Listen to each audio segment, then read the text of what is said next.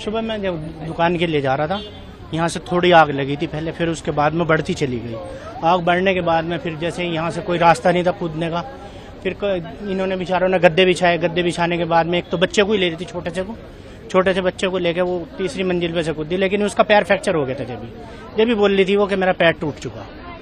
फिर उसके बाद में बहुत पब्लिक ने मतलब वो करा, बहुत मंजिल पे से कूदे। फिर उसके बाद में बहुत बढ़ता चला गया मामला। टाइम कितने बजे का? ये 9 बजे का टाइम था। मैं करीब यहाँ से 9:30 बजे करीब जा रहा था। 9 बजे तो यहाँ पे आग लग रही थी बहुत तेज। उस टाइम पे मैं और मेरे दोस्त जा रहे थे स्कूटी से। उस टाइम पे पूरी आग लग रही थी और हमने यहाँ पे रोक के देखा ना, तो वहाँ से बिल्डिंग से लोग कूद रहे थे। करीब 4-5 लोगों को हमने कूदते हुए देखा था, और शीशा तोड़ के। वो भी एक गिरा था तो एक का पैर टूट गया था। वहाँ पे फिर बहुत सारी फायर ब्रिगेड आने लग गई और यहाँ पे पूरा रोड सब ब्लॉक हो गया था। भीड़ लगी, यहाँ से गाड़ियां जा रही थी क्योंकि, तो सारी गाड़ी वाड़ी सब हटा रहे थे। तो हम भी यहाँ से जा ही रहे थे, तो फिर यहाँ से सीधा निकले थे उस टाइम पे। और बहुत सारे लोग तो कूद के नीचे से फिर गए थे। करीब 6-7 लोग हमारे सामने कूदे थे। देखिए 8:50 पे दिल्ली फायर सर्विस को कॉल मिली थी। 8:51 पे गाड़ियों को भेजा गया था। इनिशियली 7 गाड़ी टर्न आउट हुई थी, फिर कॉल्स जैसे ज्यादा आई हैं तो उसके बाद और गाड़ियां टर्न आउट करी गई हैं। जो हमारी टीम मौके पर पहुंची थी, उन्होंने आते ही 37 लोगों को इस बिल्डिंग से निकाला है, रेस्क्यू किया है। और अभी उनका स्टेटस मेरे पास नहीं है, हम पता कर रहे हैं हॉस्पिटल से कि उनका क्या स्टेटस है। सर कितनी फायर टेंडर्स इसमें ऑपरेशन में इंक्लूड रही और क्या क्या सिचुएशन अभी बनी है, कि अभी भी लोग फंसे हुए हैं? देखिए टोटल फायर टेंडर तो मैं आपको चेक करके बता पाऊंगा, अभी मेरे पास डाटा मुझे देखना पड़ेगा।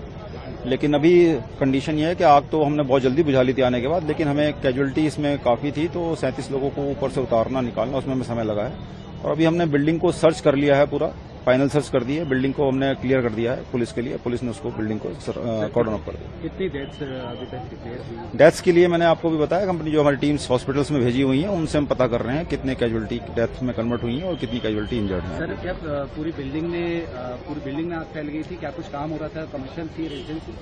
देखिए ये बिल्डिंग जो है basement ground plus 5 upper floor है, और ऐसा लगता है, ये पता लगा है लोगों से, यहाँ जो पता लगा है वो ये पता लगा है कि मैक्स हॉस्पिटल सामने ही है। तो यहाँ पर अधिकतर वो लोग रह रहे थे जिनके पेशेंट्स सामने हॉस्पिटल में एडमिट हैं। तो ये पेइंग गेस्ट कई तरह से रह रहे होंगे या किस तरह से रह रहे थे, ये अभी मेरे पास डाटा नहीं है, हमें कुछ इस बारे में जानकारी नहीं है। सर फॉरनर्स भी रह रहे थे कुछ? हाँ फॉरनर्स भी थे, कुछ फॉरनर्स भी हैं। जो हमने जो ऑफिसर यहाँ शुरू में पहुंचे थे उनसे पूछा तो उन्होंने बताया कुछ फॉरनर्स भी थे। स्टॉपेज आगे स्टॉप तो बहुत पहले आ गया था, अभी बिल्डिंग भी हमने क्लियर कर दी है। बिल्डिंग में पुलिस ने कॉर्डन ऑफ भी कर दिया बिल्डिंग। एक्चुअली जैसे ये आग लगा है, जैसे इन लोगों ने आपस में कॉल किया, इन लोगों को जल्दी आना चाहिए था, जो कि 1.5 घंटे बाद इनके लिए सारी चीजें आई हैं। ठीक है, जो लेडीज ऊपर से कूदी हैं अपनी जान बचाने के लिए, एक तो मर गई बेचारी, एक बची है, उसके भी तो हाथ पैर चले गए ना। कितने लोग अंदर ही झुलस गए हैं। मैक्स में जाके देखिए कितनी डेड बॉडी है, कितना सब कुछ हुआ है नुकसान। इन लोगों को, प्रशासन को सोचना चाहिए कि हम क्या कर रहे हैं। टाइम पे नहीं पहुंचते हैं ये लोग। अभी सारे के सारे मीडिया वैसे ही इकट्ठा होके आ जाएगा, जितने भी पॉलिटिक्स है सब इकट्ठा होके यहाँ आ जाएंगे, और ये हो गया वो हो गया, हम इतना पैसा देंगे, पर पब्लिक जो मरे हैं उनकी जान तो नहीं बचा सकते ना ये लोग। ये तो हुआ है ना नुकसान।